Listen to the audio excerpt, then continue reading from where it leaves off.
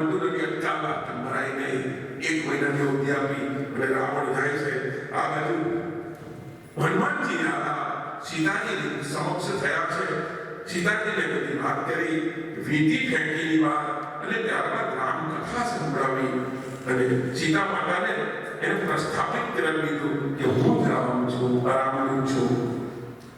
रामदूत में मातु जानकी है मां, तुम्हारी मां जानकी छो, रामदूत छो. माताजीने आशीर्वाद લઈ અને એની અનુમતિથી અશોક વાટિકામાં ફળ ખાવા લાગ્યા છે. રાક્ષસોને ખબર પડે છે હનુમાનજીને અટકાવવા રોકવા માટે આવ્યા છે. હનુમાનજી અટકાવતા નથી. હનુમાનજી કેટલાનો પચ્ચર ગણવાળો, કેટલાને માર્યા છે. અને ત્યારબાદ કથા આવે છે. એક વજ્રદંત નામનો એક રાક્ષસ હતો. એ લડવા માટે આવ્યો. હનુમાનજી એને માર્યો. ત્યારબાદ રાવણને ખબર પડી કે કોઈ વાનર આવ્યો છે, કોઈને ગાંઠતું નથી, એટલે પોતાના એક દીકરો, રાવણને દીકરો હતો, એનું નામ હતું અક્ષય કુમાર. અક્ષય કુમારને મોકલ્યો અને અક્ષય કુમાર જેવો લડવા માટે આવ્યો છે અને એનો પણ વધ થયો છે. એ પણ મર્યો છે હનુમાનજીના હાથે. ત્યારબાદ બીજો દીકરો રાવણ મેઘનાદ આવ્યો અને મેઘનાદ સાથે યુદ્ધ પતાવે છે. અને મેઘનાદે એક ચમકાર મેઘનાદને થયું કે આ જીવો તેવો નથી. એટલે મેઘનાદે ભગવાન બ્રહ્માએ આપેલું એને જે બ્રહ્માસ્ત્ર હતું એ છોડ્યું. હવે હનુમાનજી ને તો બધા જ દેવતાઓએ કહેલું કે બ્રહ્માએ પણ કહ્યું કે મારા પર કોઈ અસ્ત્રની અસર નહીં થશે, પણ અસ્ત્રનું યાની કે એ વેપનનું માન રાખવા માટે, નહીં તો પછી બ્રહ્માસ્ત્રની પણ વેલ્યુ નહીં રહે. અને એટલા માટે એનું માન રાખવા માટે થઈને હનુમાનજી એ બ્રહ્માસ્ત્રથી એને પેલામાં આવ્યા, બંધાયાની કથા. અને પછી હનુમાનજીને લઈને મહેલની અંદર રાવણના મહેલમાં પ્રવેશ કર્યો છે. રાવણની વિચારણી હોય છે ઊંચ નિવાસ નીચ કરતુતિ. ઘણા માણસો ઊંચા હોય પણ કરતુતિ નીચ હોય છે. માણસ મોટો બને પછી એની કરતુતિ, એનું કેરેક્ટર એ બહુ જ માયને રાખે છે. અને એટલા માટે ભગવાનને પ્રાર્થના કરવાની કે પદ, પૈસો અને પ્રતિષ્ઠા ત્રણ પ મળે તો મને એવી ઊંચાઈ એટલો મને એવું મન નહીં આવે જેનાથી હું કાલે ગઈકાલે આપણે વાત કરી કે બળ કેવું હોવું જોઈએ. બળ, બુદ્ધિ, વિદ્યા દેવું કોઈમાં બળ એવું જોઈએ. એ બળ ભદ્ર હોવું જોઈએ.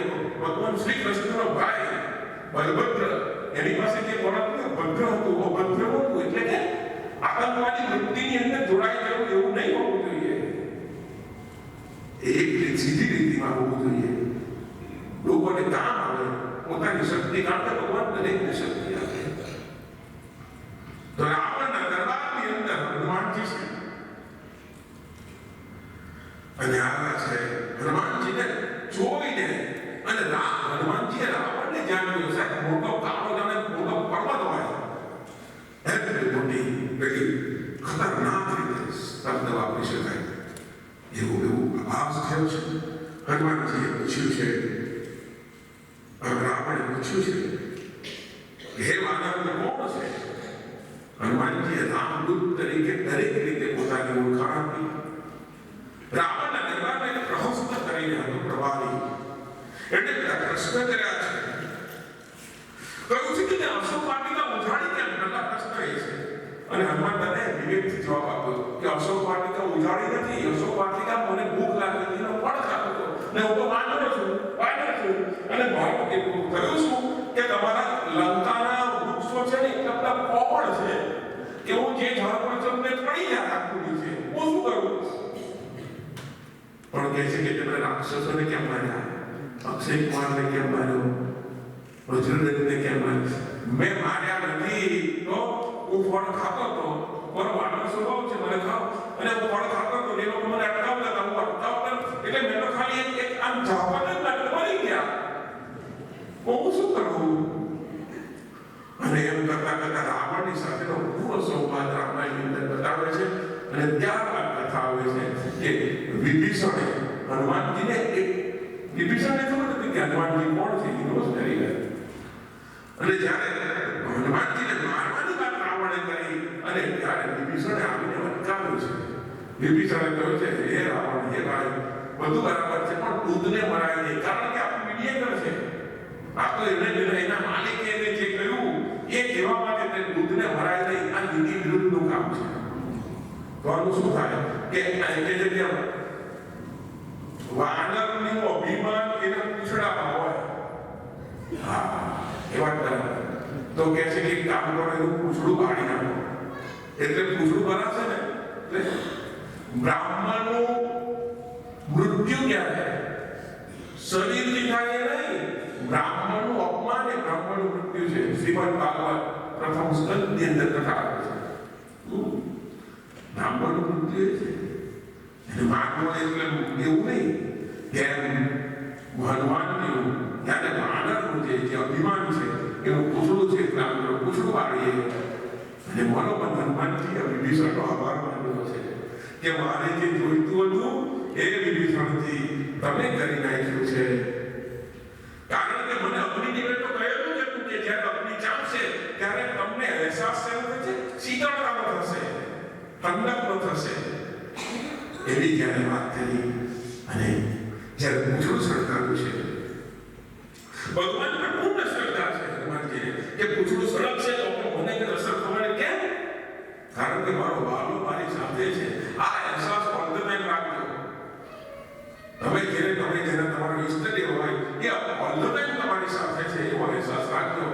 એને રહેવું પડશે.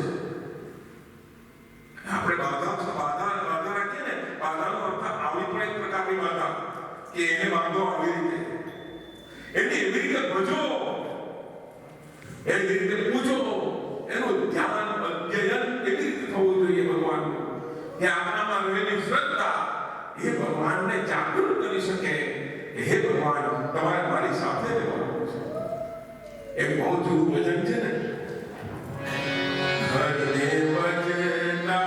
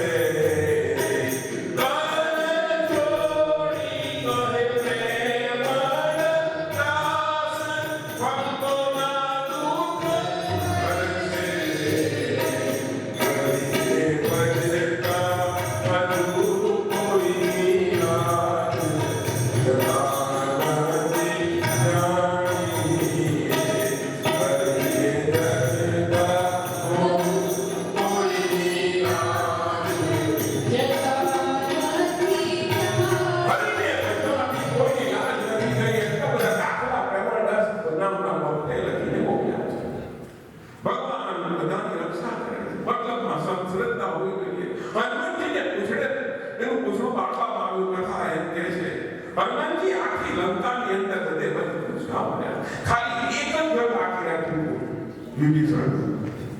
ખાલી એક ઘર સિવાય આખું લંકા આખી ગાલે ભસ્મ થઈ છે.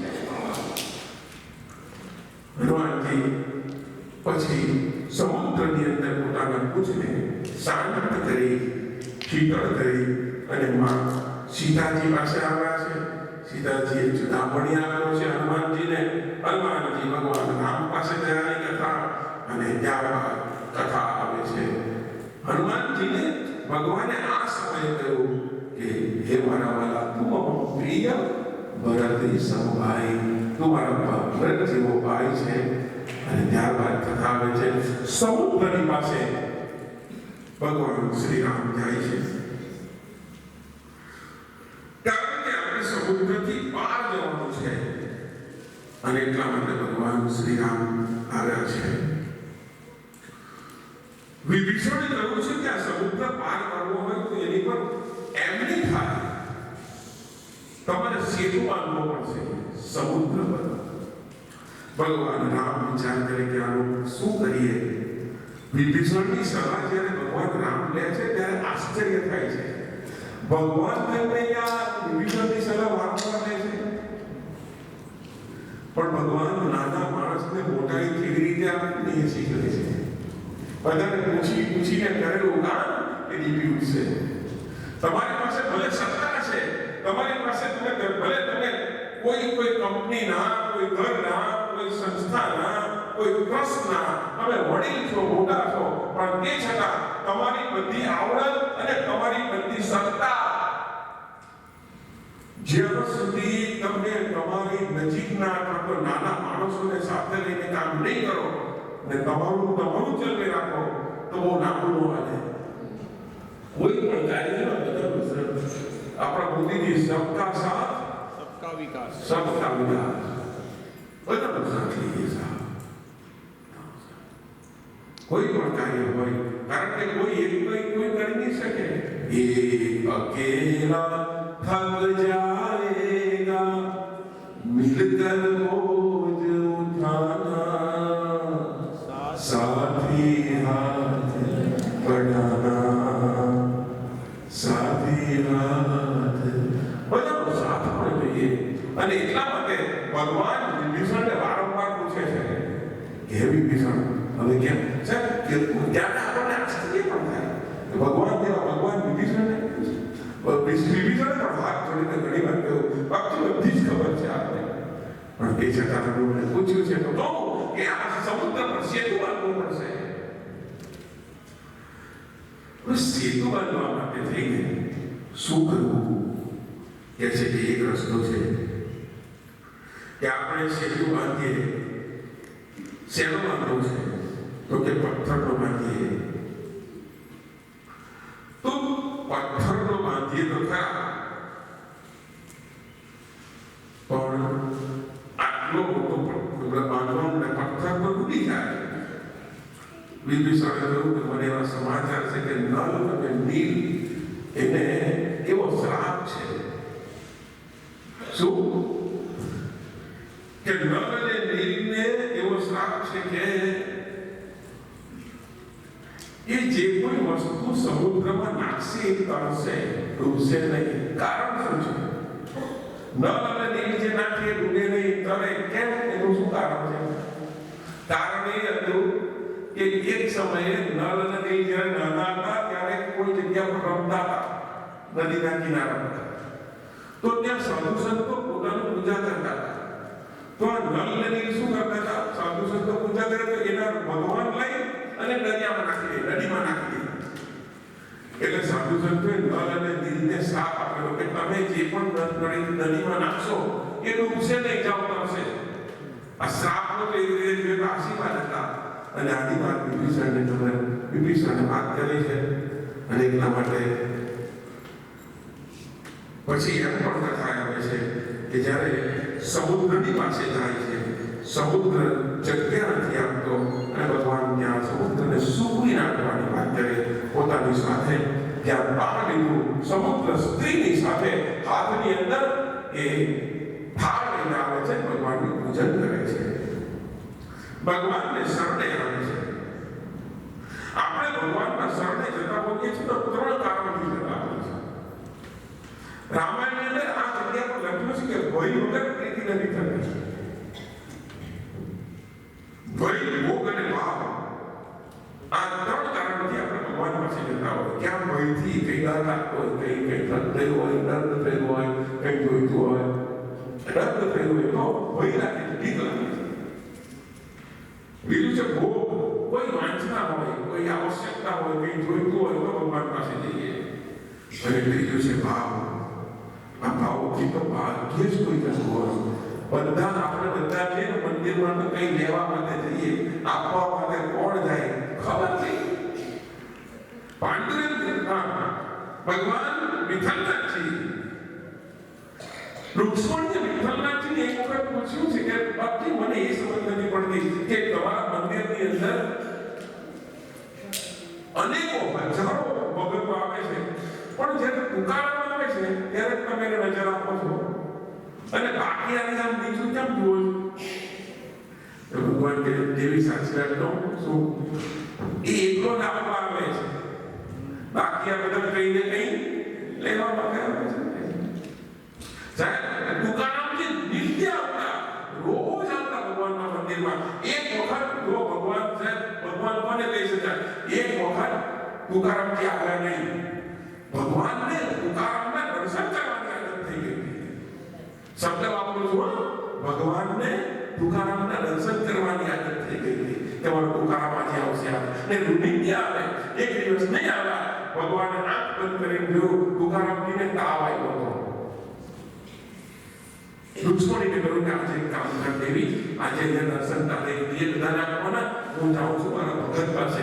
કારણ રોજ મારો ભગત મારે ત્યાં આવતો હતો ભાવથી, પ્રેમથી, અને આજે નથી આવ્યો તો સામેથી જઈને ભગવાને એને દર્શન આપ્યા છે વિઠ્ઠલનાથજીને. આનું નામ ભાવ. સમુદ્ર શરણે આવ્યો છે, સમુદ્રે પોતાના કર્મંદ પ્રાર્થના ભગવાનને કરી કે હે ભગવાન, હવે હું તમારી સાથે આવ્યો, તમારી પાસે મારું સર્વ સ્વીકારો. મારી સ્ત્રીની સાથે આવ્યો છું, મારું સર્વ સ્વીકારો. અને ભગવાને એને સ્વીકાર્યાની કથા. સમુદ્રે ભગવાનને બધી વાતો કરી કે આ બંને ભાઈઓ, એમણે પણ કહ્યું કે નળ અને નીલ પાસે આવી તાકાત છે. અને રામજીની આજ્ઞા લઈ અને સેતુ નિર્માણનું કાર્ય શરૂ થયું છે.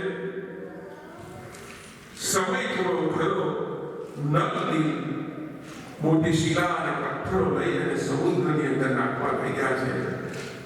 ઉપર રામ નામ લખ્યું છે અને રામ નામથી પથ્થર કર્યા. આજની તારીખમાં હું રામેશ્વરમ જઈ આવ્યો. આજની તારીખમાં રામેશ્વરમમાં એ તરતા પથ્થર ખરા ને, એવા એ પથ્થર એક મંદિરમાં આજની તારીખમાં છે. દર્શન કરવાનું લાવ છે. પણ જો આજની તારીખમાં લોકો પાણીનો મૂક્યા છે, પથ્થર કરે જ છે. બે વાત છે. આ પથ્થર કર્યા ને, અને સમુદ્રનો પુલ બ્રિજ બનતો જ હતો. અને એમાં કથા એવી આવે છે, લંકામાં ખબર પડી. લોકો લંકાના જે રાક્ષસો હતા ને વિચાર કરે કે ભાઈ અગાઉ એક આપણે ત્યાં બાંધો રાખ્યો હતો, એ આખી લંકા સળગાવી ગયો, અને હવે ભગવાન રામ સેતુ બનીને બનાવીને અહીંયા આવી રહ્યા છે, પથ્થર કરે છે. જો આવો તો કેવો દુશ્મન કે જેના નામથી પથ્થર કરે છે. આખી લંકામાં આવી વાત કે આપણે મર્યા ભોગ મંદનીય રાવણને વાત કરી કે ગામમાં આવી બધી વાત ચાલે છે કે રામના નામથી પથ્થર કર્યા છે. તે રાવણ કે મારા નામથી કરે લે મારા મંદ કરીને હિંમત આપવા માટે રાવણ જાય છે. દરિયા કિનારે જાય છે. રાવણે પોતાનું નામ લખ્યું પથ્થર પર, રાવણ, અને પથ્થર નહીં ગયો. એટલે કર્યો પથ્થર. બધા કામ માટે બોલાવી ગયો. જુઓ, રાવણ લખેલો પથ્થર કર્યો કે નહીં? જોઈ જાઓ, ચિંતા નહીં કરો, સાહેબ આવશે તો મળી લઈશું. બધા ઘરે ગયા. મંદોદરીએ રાત્રે પૂછ્યું કે દેવ એક વાત પૂછું, સાચું કહેશો? હા. પેલો પથ્થર તમે રાવણ લખીને મૂક્યો કર્યો, એની પછી રહસ્ય શું છે? સાહેબ રાવણે જે જવાબ આપ્યો કાબિલ તારીફ છે. એને કહ્યું કે દેવી સાચું કહું કે મેં રાવણ લખ્યું કરું, પથ્થર મૂક્યો કર્યો, પણ પથ્થરને કહ્યું તું ડૂબશે તો રામના સોગંદ છે.